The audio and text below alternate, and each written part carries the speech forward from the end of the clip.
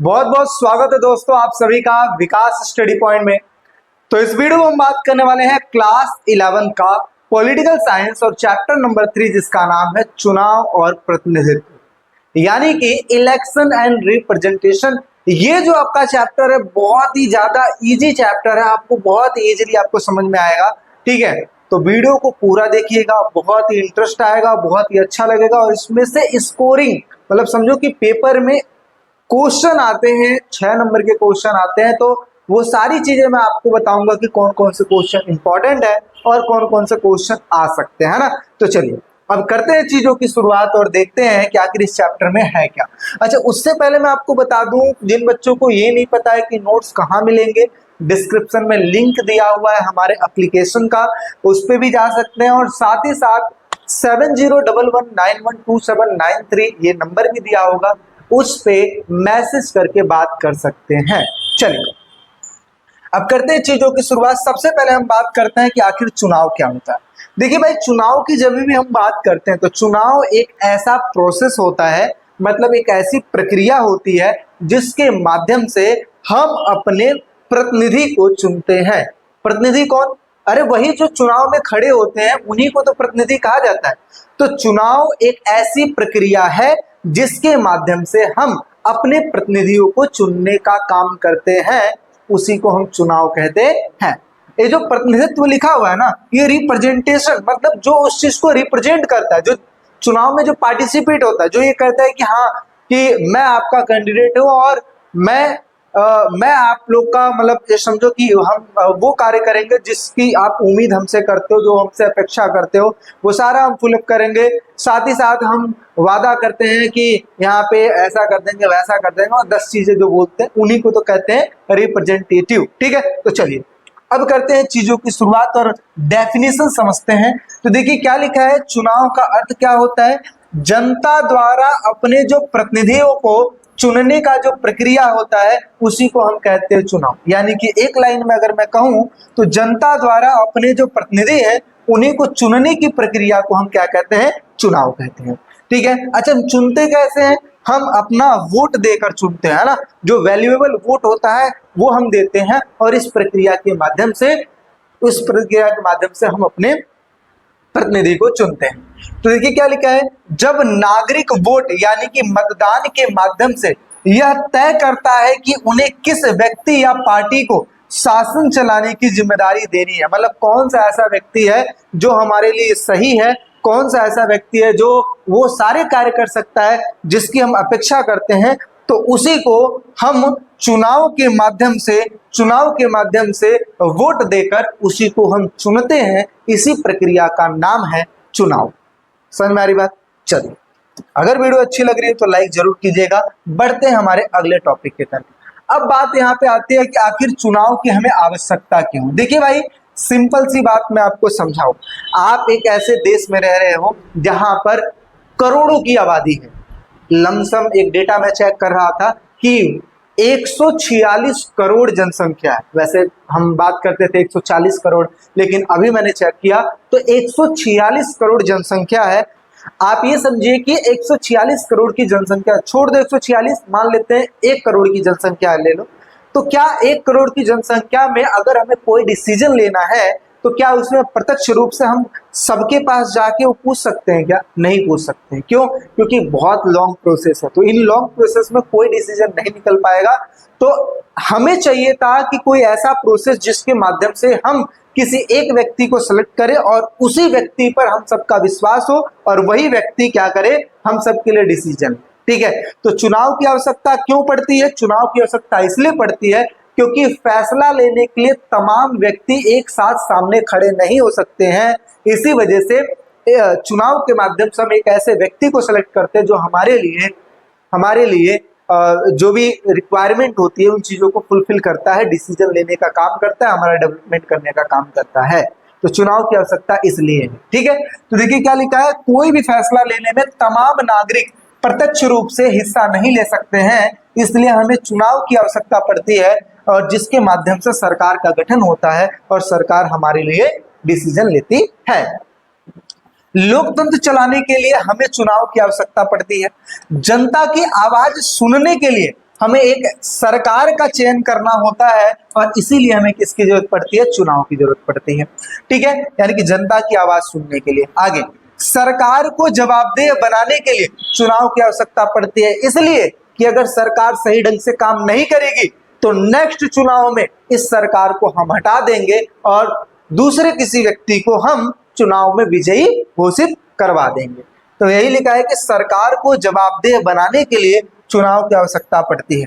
सरकार अच्छा काम नहीं करेगा तो उसको अगली बार चुनाव में हटा सकते हैं, मतलब उसको हटा दिया जाएगा। ठीक है, आगे क्या लिखा है, लोगों को सरकार चुनने का मौका, ठीक है, कौन देता है, चुनाव देता है कि भाई अगर नेक्स्ट बारी में अगर इसने अच्छा काम नहीं किया तो नेक्स्ट बारी में हम क्या करेंगे, हटा देंगे। ठीक है, और क्या होता है भाई, आगे लिखा है चुनाव से बिना कोई लड़ाई झगड़े के कई सारे सरकार बन जाती है।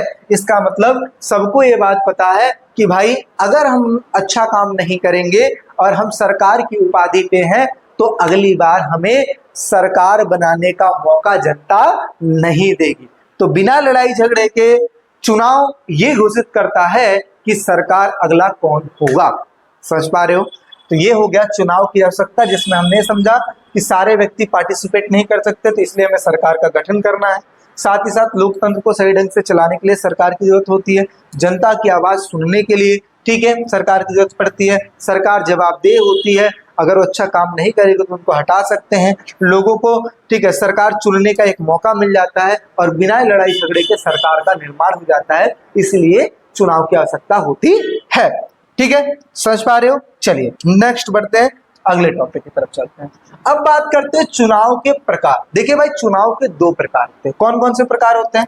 सबसे पहला आता है प्रत्यक्ष चुनाव और दूसरे नंबर पे आता है अप्रत्यक्ष चुनाव। प्रत्यक्ष चुनाव क्या होता है, अप्रत्यक्ष चुनाव क्या होता है, इसके बारे में हम समझते हैं। देखिए, जब भी हम प्रत्यक्ष की बात करते हैं तो प्रत्यक्ष का मतलब होता है डायरेक्ट, आप सरकार का सीधे तौर पर अगर आप चयन करते हो तो उसे हम कहते हैं डायरेक्ट। जैसे मान लेते हैं विधायक का चुनाव होता है ना, तो उस विधायक के चुनाव में हमें ये पता रहता है कि कैंडिडेट ये है, हमें क्या करना है, वोट जाके देना है। अगर मुझे ये विधायक पसंद नहीं है तो किसी और विधायक को वोट देना है। मतलब इस तरीके से हम कैंडिडेट को चुनते हैं और जिसको भी सबसे ज्यादा वोट मिलता है वही बन जाता है विधायक। तो यहाँ पर हमने क्या किया, सीधे तौर पर अपने विधायक का हमने चयन किया। लेकिन इनडायरेक्ट वे का मतलब क्या होता है, इनडायरेक्ट वे का मतलब होता है कि हमने विधायक को चुन दिया, लेकिन विधायक के ऊपर जो चुनाव होता है उसमें हम पार्टिसिपेट नहीं करेंगे। कौन पार्टिसिपेट करेंगे, ये जो विधायक है ये पार्टिसिपेट करेंगे। समझ में आ रही बात? तो ये मिलकर चुनते हैं सरकार। जैसे हम मान लेते हैं, जैसे हमने चुनने का काम किसको किया, हमने चुनने का काम किया लोकसभा के मेंबर को। ठीक है, अप्रत्यक्ष विधि के द्वारा राज्यसभा के मेंबरों का चुनाव होता है। ठीक है, तो अब क्या हुआ, ऊपर जब राष्ट्रपति का चुनाव होता है तो उसमें हम पार्टिसिपेट नहीं करते। तो कौन चुनता है, वही सब चुनते हैं, संसद के सदस्य चुनते हैं राष्ट्रपति को। तो वो जो प्रक्रिया है उसी को हम कहेंगे अप्रत्यक्ष, और जिसमें हम विधायक को चुनते हैं उसी को हम कहते हैं प्रत्यक्ष। समझ में आ रही बात? चलिए देखिए, प्रत्यक्ष चुनाव क्या होता है, जब जनता सीधे अपने प्रतिनिधि यानी कि नेताओं को वोट देकर चुनती है तो उसे प्रत्यक्ष चुनाव करते हैं। जैसा कि मैंने आपको बता दिया एग्जाम्पल के लिए विधायक। ठीक है, दूसरा है अप्रत्यक्ष चुनाव, जब जनता खुद वोट न देकर चुने हुए प्रतिनिधि द्वारा किसी नेता को चुनती है तो उसे हम कहते हैं अप्रत्यक्ष विधि। ठीक है, अभी मैंने बताया कि हमने विधायक को चुना और विधायक ने क्या किया, अपने ऊपर किसी कैंडिडेट को चुना, तो उसमें हम सीधे तौर पे पार्टिसिपेट नहीं करते हैं। कौन करता है, जो विधायक है ये पार्टिसिपेट करते हैं। लेकिन चुनते किसके लिए, हमारे लिए ही चुनते हैं ना। आखिर सरकार में जितनी भी चीजें चुनी जाती है तो किसके लिए चुनी जाती है, हमारे लिए चुनी जाती है। तो जितनी भी चीजें होती है वो क्या होती है, अपने इसमें आ जाती है। समझ आ रही बात? अप्रत्यक्ष चुनाव में आ जाती है। ठीक है, चलिए अब थोड़ा सा और आगे बढ़ते हैं और चीजों को समझते हैं। अगला क्या लिखा है, लोकतंत्र। लोकतंत्र क्या होता है भाई, देखो लोकतंत्र दो शब्दों से मिलकर बना हुआ है, लोक प्लस में तंत्र। ठीक है, यानी कि लोक का अगर अर्थ देखा जाए तो लोक एक प्रकार की संस्कृत भाषा है और जिसका अर्थ होता है लोग, और तंत्र का मतलब क्या होता है, शासन करना। इट मीन्स हम ये कह सकते हैं कि जहां पर जनता का शासन होता है उसी को हम कहते हैं लोकतंत्र। ठीक है, आपको समझ में आए इस वजह से मैंने एक चीज और यहाँ पे लिख दिया है। लोक का मतलब होता है जनता और तंत्र का मतलब होता है शासन। शासन इट मीन्स व्यवस्था। ठीक है, एक चीज और आपके बुक्स में देखने को मिलेगी, क्या देखने को मिलेगी, जनता द्वारा, जनता के लिए, जनता का शासन ही क्या कहलाता है, लोकतंत्र कहलाता है। तो अगर आपको सटीक आंसर देना है तो आप ये भी लिख सकते हो। अगर आपको एक्सप्लेन करके चीजें करनी है, मतलब 2 नंबर में अगर आपको लिखना है तो आप इस तरीके से डिफाइन कर सकते हो कि लोकतंत्र 2 शब्दों से मिलकर बना है, लोक प्लस में तंत्र, जहां लोक एक संस्कृत भाषा है जिसका हिंदी में अर्थ होता है लोग, और शासन मतलब होता है, तंत्र मतलब होता है शासन। इट मीन्स जहां पे लोगों का शासन हो उसी को लोकतंत्र कहा जाता है। यहां तक कोई दिक्कत है? आई होप सो आपको नहीं होगा। अब बढ़ते हैं थोड़ा सा और आगे। चलिए अगले टॉपिक की तरफ चलते हैं। देखिए अगला टॉपिक लिखा है स्वतंत्र निर्वाचन आयोग। देखिए भाई यहाँ पे मैं चीज समझा दूं, स्वतंत्र का मतलब होता है बिल्कुल फ्रीडम, निर्वाचन का मतलब होता है चुनाव, और आयोग का मतलब होता है कमीशन, यानी कि एक ऐसा कमीशन जिसका जिम्मेदारी ये है कि फ्रीडम के साथ चुनाव होना चाहिए। तो अब इसकी बात कर लेते हैं। देखिए जब भी बात आती है चुनाव की, तो भाई चुनाव कराने की जिम्मेदारी किसी ना किसी व्यक्ति के पास तो होनी चाहिए, क्योंकि चुनाव एक बहुत बड़ी प्रक्रिया है जिसके माध्यम से सरकार का चयन होता है। तो धांधली भी तो हो सकती है। आज गवर्नमेंट जॉब पाने के लिए लोग घूस दे देते हैं, तो आप सोचो सरकार बनने के लिए कितनी बड़ी घूस चलती होगी, है ना। तो इसी वजह से हमें एक ऐसा कमीशन चाहिए था, एक ऐसा आयोग चाहिए था जिसकी जिम्मेदारी ये हो कि भाई जो चुनाव होगा ना वो बिल्कुल स्वतंत्र होगा और निष्पक्ष रूप से होगा। समझ में आ रही बातें? तो इसी वजह से एक चीज का गठन किया गया जिसका नाम रखा गया स्वतंत्र निर्वाचन आयोग, या फिर आप ये कह सकते हो कि स्वतंत्र चुनाव आयोग। ठीक है, तो ये क्या है, भारत चुनाव आयोग एक स्वतंत्र संस्था है जिसका गठन भारत में स्वतंत्र एवं निष्पक्ष रूप से विभिन्न भारत के प्रतिनिधि संस्थाओं में प्रतिनिधि चुनने के लिए किया गया है। यानी कि अगर देखा जाए तो जो निर्वाचन आयोग है उसका काम ये है कि जो भारत में अलग अलग स्टेट्स हैं, ठीक है, इन स्टेटों में चुनाव कराने हैं और वहां पे जितने भी प्रतिनिधि हैं उनको चुनने का काम या मतलब वो सारी प्रक्रिया करवाने का काम किसके हाथ में रहेगा, स्वतंत्र निर्वाचन आयोग के हाथ में रहेगा। भारतीय चुनाव आयोग की स्थापना 25 जनवरी 1950 को की गई है। अब यहाँ पे ये जो डेट मैंने लिखवा दिया ना, ये समझो मोस्ट इंपॉर्टेंट है, क्योंकि 1 नंबर के क्वेश्चन में पूछा जाता है कि चुनाव आयोग की स्थापना कब हुई थी। ठीक है, अच्छा प्रथम चुनाव आयुक्त कौन थे? आयुक्त मतलब जो समझो हेड, जो इस चीज को ऑर्गेनाइज करवाए थे। तो प्रथम चुनाव आयुक्त थे सुकुमार सेन। ठीक है, कौन थे? सुकुमार सेन। ये भी क्वेश्चन पूछा जाता है। ठीक है, अच्छा अगर आपसे कहा जाए चुनाव दिवस कब मनाया जाता है, ठीक है, तो वो मनाया जाता है अपना यही 25 जनवरी को मनाया जाता है। ठीक है, चलिए आगे समझते हैं। अभी जस्ट मैंने आपको बताया स्थापना दिवस 25 जनवरी 1950। ठीक है, पहला चुनाव कब कराया गया? 1951 से लेकर 52 में कराया गया था। आगे राष्ट्रीय मतदाता दिवस जिसको हम कहते हैं वही चुनाव दिवस। ठीक है, तो ये कब हुआ था? ये 25 जनवरी को मनाया जाता है। ठीक है, ये कब मनाया जाता है? 25 जनवरी। एक छोटा सा इंफॉर्मेशन था और ज्यादा कुछ नहीं। ठीक है, चलिए अब हम मेन टॉपिक पे चलते हैं। और देखिए ये जो टॉपिक है ना ये 6 मार्क्स में आता है, बहुत ही ध्यान से सुनिएगा।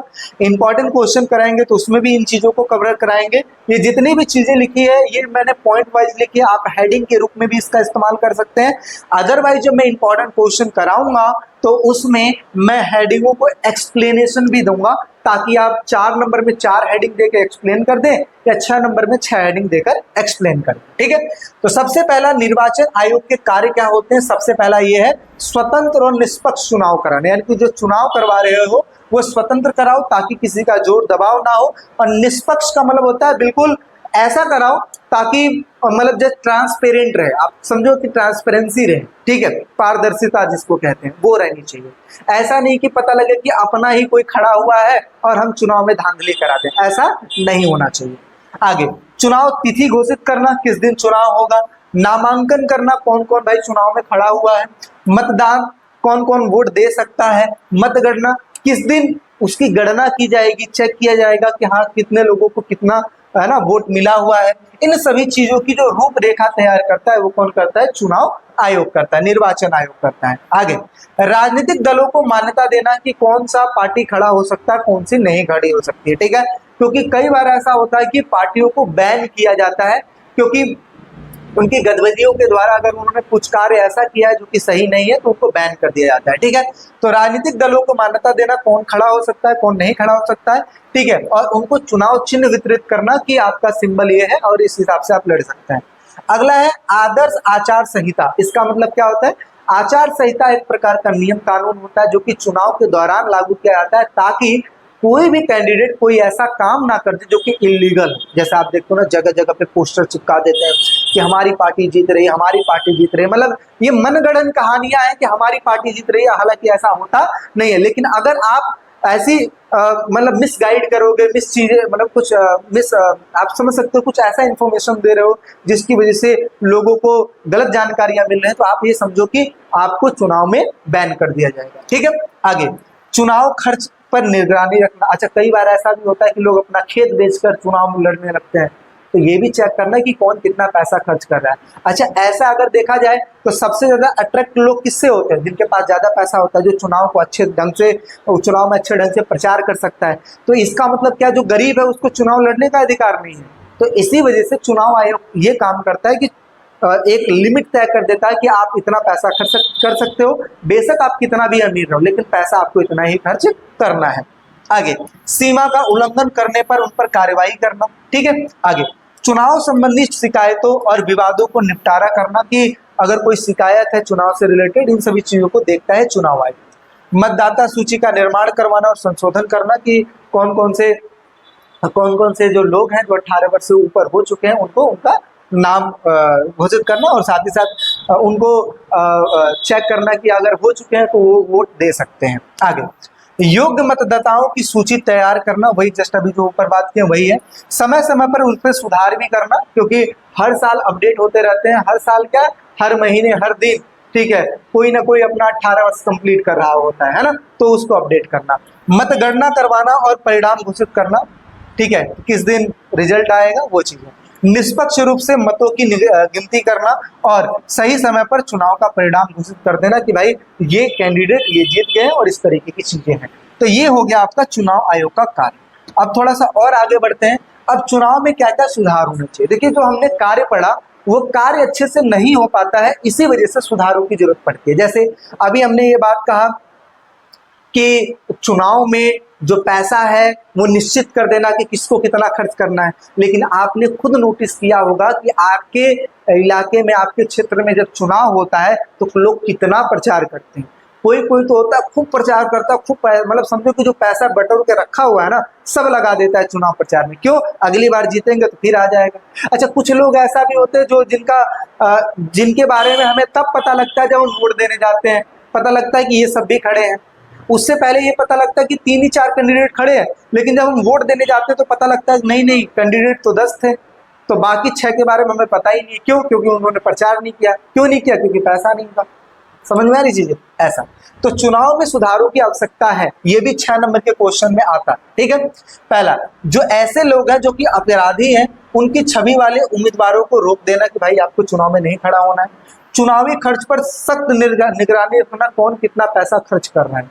वोट खरीदने पर कड़ी निगरानी, कई बार पैसा दे के वोट खरीदा जाता है, 500-500 रुपए मिलते हैं ना, इस तरीके की चीजें, ठीक है, इस पे रोक लगाना। चुनाव प्रचार में धर्म जाति के आधार पर कोई प्रचार ना करना। कई बार ऐसा होता है ना कि हम आपके धर्म के, आप हमें ही वोट देना, हम आपके जाति के, आप हमें ही वोट देना, तो ऐसा चीज ना हो। महिलाओं की भागीदारी सुनिश्चित करना कि कितनी % महिलाएं चुनाव में खड़ी हो सकते हैं और किस तरीके से करेंगे, ठीक है, ये सुनिश्चित करना। आगे, हालांकि ये चीज तो है कि हाँ 33% महिलाएं इस चीज को करती हैं, ठीक है। आगे, मुक्त वादों पर नियंत्रण। अच्छा, कई बार ऐसा लोग कह देते हैं कि मैं ये फ्री कर दूंगा, ऐसा फ्री कर दूंगा, वैसा फ्री कर दूंगा, 10 वादे कर देते हैं, तो ऐसे पे नियंत्रण रखना चाहिए। आप क्यों फ्री में वादा कर दोगे? अच्छा, फ्री में कोई चीज मिलता है क्या? नहीं मिलता ना, तो आप ऐसे वादे मत करो जिससे लोग अट्रैक्ट हो, ठीक है। आप जेन्युइन जो चीज है उस चीज को ही यूज किया करो, है ना। आगे, ईमानदार और शिक्षित उम्मीदवारों को बढ़ावा देना। राजनीतिक दलों की आंतरिक लोकतंत्र प्रणाली, कई बार ऐसा होता है भाई भतीजावाद चलता है ना, कि मैं अगर इस पद पर हूं तो मेरा जो भाई है उसको भी मैं राजनीति में लेके आऊंगा, मेरा जो भतीजा है उसको भी लेके आऊंगा, मतलब अपने ही रिलेटिव्स को लेके आऊंगा। और ऐसा आपने बार बार देखा होगा कि लोग अपने ही रिलेटिव्स को लेके आते हैं, है ना, जो कि चीजें गलत है। ठीक है, बेशक उसको राजनीति से कोई लेना देना नहीं है, आता भी नहीं होगा करने, लेकिन फिर भी उसको राजनीति में लेके आना है, क्योंकि इसमें क्या है, मोटा पैसा है ना। चलिए आगे, फेक न्यूज और सोशल मीडिया पर नियंत्रण। अच्छा, सबसे ज्यादा समझो कि सोशल मीडिया ही इस तरीके की चीजें करती है कि मिसगाइड करने का, कुछ ऐसा न्यूज फैलाती है जो कि सही भी नहीं होता। जैसे आप एग्जिट पोल देखिए, आपने देखा होगा एग्जिट पोल कभी सही होता है? जल्दी सही नहीं होता है। क्यों? वो लोगों की रिव्यू के द्वारा बताते हैं कि हाँ ये इतना सीट से ऊपर जा रहे हैं, ये इतना सीट से ऊपर जा रहे हैं, और पता लगता है बाद में रिजल्ट कुछ और आ रहा है। उससे पहले सबको जा जाके पूछना इस बार कौन जीतेगा, इस बार कौन जीतेगा, इस बार कौन जीतेगा, अपने राय देते हैं, वो सब चीजें। तो ऐसी चीजों पर भी अगर देखा जाए तो कुछ चीजें सही भी होती है और कुछ चीजें गलत भी होती है। जो गलत चीजें उस पर रोक भी लगना चाहिए। ठीक है, आगे NOTA जिसको नोटा कहा जाता है, उसको प्रभावी बनाना। अब ये NOTA क्या है? ठीक है यानी कि नन ऑफ द एबव, यानी कि जो लिस्ट में जिसका नाम होता है, एक लास्ट में अदर्स का ऑप्शन होता है। लोग क्या करते हैं, ये पसंद नहीं आए अदर्स पे जाके टिक करते हैं, अदर्स पे जाके टिक करते हैं। अब जो अदर्स है, अदर्स का मतलब क्या हुआ कि भाई हमें किसी को पसंद नहीं है, कोई अदर होना चाहिए। तो अदर मतलब क्या? आपने अपना वोट तो वेस्ट कर दिया। तो वो जो अदर्स हैं, अदर्स में भी कुछ ना कुछ ऐसे नियम लगने चाहिए कि अदर्स में जितने भी लोग हैं उनको कंपलसरी कर देना चाहिए कि भाई इनमें से सेलेक्ट करो कि कौन और हो सकता है, या फिर कोई और कैंडिडेट को खड़ा करो। यानी कि ये जो अन्य वाले हैं इनको कुछ न कुछ करके इनको भी पार्टिसिपेट करवाओ, है ना। इस प्रकार की चीजें होनी चाहिए। तो ये सुधारों की बात हो रही है। ठीक है, देखो फुल एक्सप्लेनेशन दे रहा हूँ ताकि चीजों में कोई दिक्कत ना हो। कई बार ऐसा भी होता है कि यूट्यूबर्स क्या करते हैं, इन टीचर्स ऐसा भी है कि 5-6 पॉइंट पढ़ा के चीजें खत्म कर देते हैं, लेकिन एक एक चीज को डिफाइन करके करना, क्योंकि आप ऐसा भी लिख के आ जाओगे ना 10 पॉइंट, तो आप समझो कि आपको अच्छे नंबर मिल जाएगा। ठीक है, चलिए आगे बढ़ते हैं।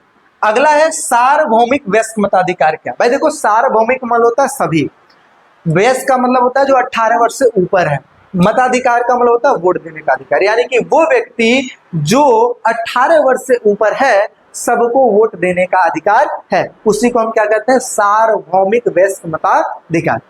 तो क्या लिखा है, सार्वभौमिक वयस्क मताधिकार का मतलब है कि 18 साल या उससे अधिक उम्र का हर नागरिक बिना किसी भेदभाव के वोट डाल सकता है।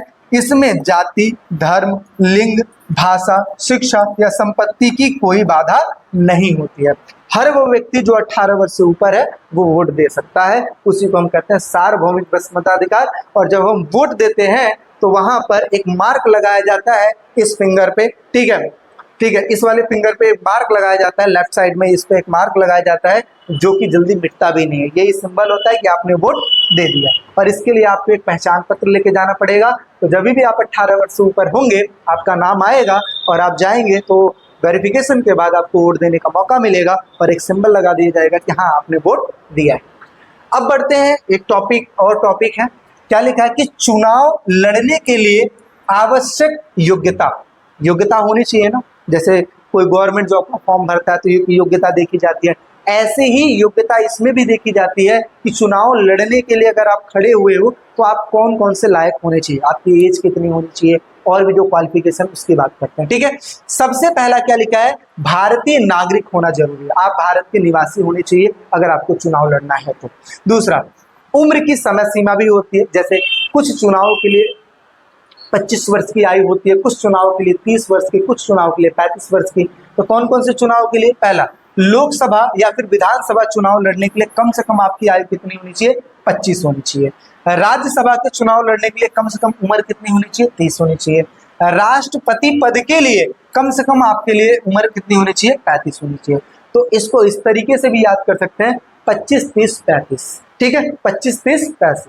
लोकसभा के लिए 25, राज्यसभा के लिए 30 और राष्ट्रपति के लिए 35। ठीक है, आगे नाम मतदान सूची में होना चाहिए, यानी कि वोटर लिस्ट जो होता है ना उसमें आपका नाम होना चाहिए। किसी सरकारी पद पर ना हो, ऐसा नहीं कि आपका गवर्नमेंट जॉब भी है और आप चुनाव में भी खड़े हो गए, ऐसा नहीं। अगर आपको चुनाव में खड़ा होना है तो आपको गवर्नमेंट जॉब लीव करनी पड़ेगी, छोड़नी पड़ेगी, तब जाकर आप चुनाव में खड़े हो सकते हो। आगे कोई भी ऐसा व्यक्ति जो कि दोषी है, दोषी मतलब उसने जो जुर्म कर रखा है, उस व्यक्ति को चुनाव में लड़ने नहीं दिया जाएगा। ठीक है, आगे नामांकन दाखिल करना जरूरी है। नामांकन दाखिल करने का मतलब क्या हुआ? अर्जी देना कि भाई मैं भी चुनाव में खड़ा हो सकता हूं, और कहां पे देना? चुनाव आयोग में देना। ठीक है, इसके साथ साथ इसके लिए चार्जेस भी लगते हैं, कुछ पैसे भी लगते हैं। जैसे अब गवर्नमेंट जॉब का फॉर्म भरते हैं तो पैसा लगता है ना, ऐसे इसमें भी कुछ चार्जेस लगते हैं जिसको कहते हैं सुरक्षा जमा पूंजी, वो आपको देना है, और उसके बाद आप चुनाव लड़ने के योग्य हो जाएंगे और आप चुनाव लड़ सकते हैं। समझ में आ रही बात है? तो ये हो गया इंफॉर्मेशन। आगे बढ़ते हैं और चीजों को समझते हैं।